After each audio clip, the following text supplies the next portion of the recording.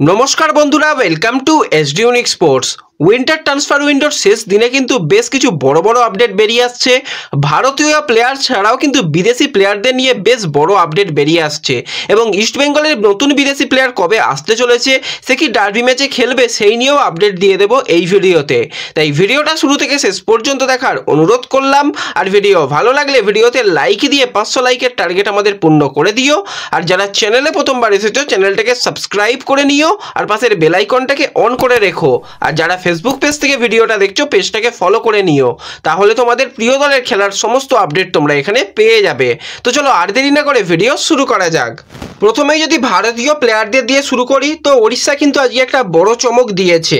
তাদের 27 বছর বয়সী মিজোরামের অ্যাটাকিং মিডফিল্ডারের প্লেয়ার ইসাক, তাকে কিন্তু হঠাৎই ছেড়ে দিয়েছে এবং যে আপডেটটা পাওয়া যাচ্ছে ইসাক কিন্তু পাঞ্জাব এফসিতে যেতে চলেছে।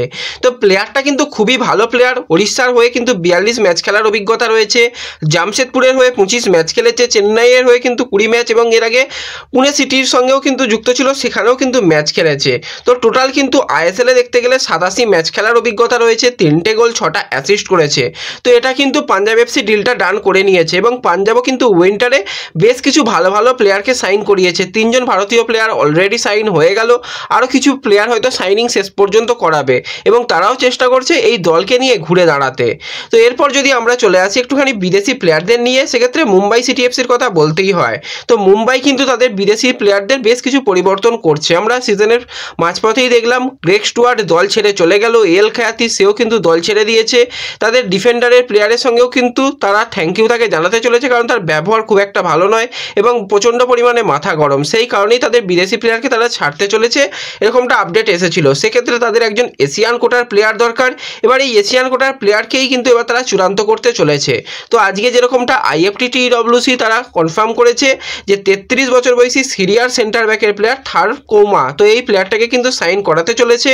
বর্তমানে তার মার্কেট ভ্যালু রয়েছে 2.4 কোটি টাকা এবং প্লেয়ারটা সিরিয়া ন্যাশনাল টিমের হয়ে খেলছিল এবং এই যে AFC কাপ চলছিল সেখানেও কিন্তু ভারতের বিরুদ্ধে তার ম্যাচ খেলার অভিজ্ঞতা রয়েছে এবং ন্যাশনাল টিমের জার্সি গায়েও কিন্তু 22টা ম্যাচ খেলে ফেলেছে। তো উচ্চতাটা ভালো, প্লেয়ারটা ভালো সেন্টার ব্যাকে এবং সমস্ত যে অস্ট্রেলিয়া থেকেই যে এশিয়ান প্লেয়ার নিতে হবে তার কোনো মানে নেই। সেই কাজটাই কিন্তু মুম্বাই সিটি এফসি আরেকবার করে দেখালো, তারা কিন্তু এই সিরিয়া সেন্টার ব্যাককে সাইন করাতে চলেছে, অ্যাডভান্স লেভেলে কথাবার্তা চলে গেছে।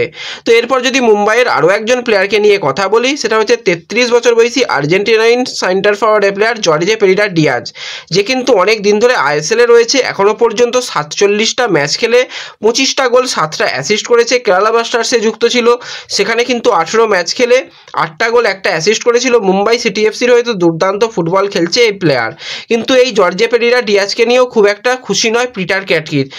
তারও সেই প্রচণ্ড পরিমাণে মাথা গরম, গেম টাইম পেলে কিন্তু গেম টাইমে গোল করছে, কিন্তু তার যেটা মাথা গরম করছে বারবারই, তো সেই কারণেই কিন্তু তাকেও ছাড়ার সিদ্ধান্ত নিয়েছে। এবার তাকে ছাড়তে গেলে তার আরও একজন ব্যাকআপ প্লেয়ার, তো ব্যাকআপ প্লেয়ার খোঁজা চলছে। যদি ব্যাকআপ প্লেয়ারকে পেয়ে যায় তাহলে কিন্তু এই উইন্টার ট্রান্সফার উইন্ডোতেই জর্জে পেরিরা ডিয়াজকেও বিদায় জানাতে চলেছে মুম্বাই সিটি এফসি। এবং যদি জর্জে পেরিরা ডিয়াজকে ছেড়ে দেয় সেক্ষেত্রে তার ক্লাব পেতে খুব একটা অসুবিধা হবে না, ভারতেরও কিন্তু ক্লাব পেয়ে যাবে। সে যেরকম ভারতে সফল এবং যথেষ্ট গোল করতে পারে, একদম বক্স স্ট্রাইকার বলতে যেটা বোঝায় সেটা কিন্তু এই গ্রেগ স্টুয়ার্ট। তো দেখা যাক পরবর্তী সময় যদি এই প্লেয়ারকে ছেড়ে দেয় বা অন্য কোনো ক্লাব যদি নেয়, তোমাদের জানতে পারলে অবশ্যই জানিয়ে দেবো।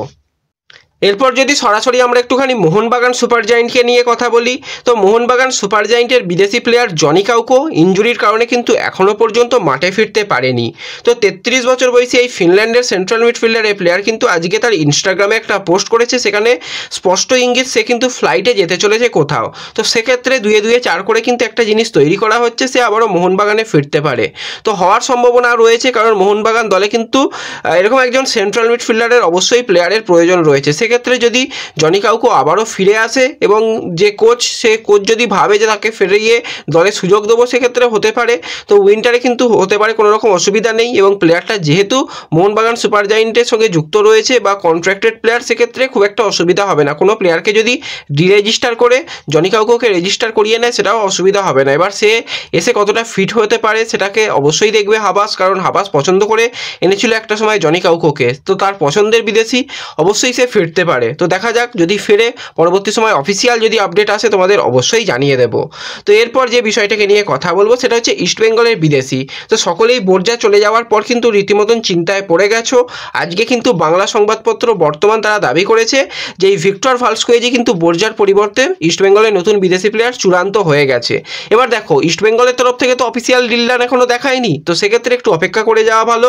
এবং যতটা জানা যাচ্ছে এই ভিক্টর ভালস্কুয়েজ কিন্তু আসার জন্য, মানে ভারতে আসার জন্য ভিসার অ্যাপ্লাই সোমবার করে দিয়েছে এবং বৃহস্পতিবারের মধ্যেই কিন্তু সে ভিসা পেয়ে যেতে পারে।